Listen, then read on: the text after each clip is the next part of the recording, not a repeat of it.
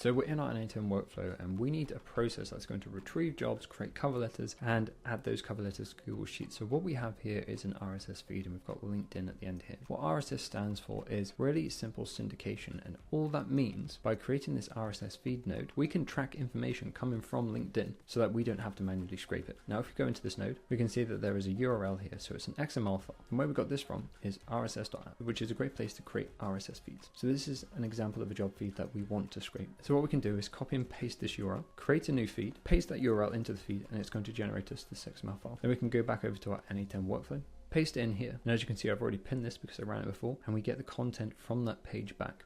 And this can be run on a scheduler so that you can put it through every 2 hours, 4 hours, every day, and then we're going to have it processed further downstream. So RSS feed nodes are a huge time saver, and it can be used for anything, whether that be YouTube feeds, Reddit feeds, whatever you need to scrape during regular frequencies, use this node.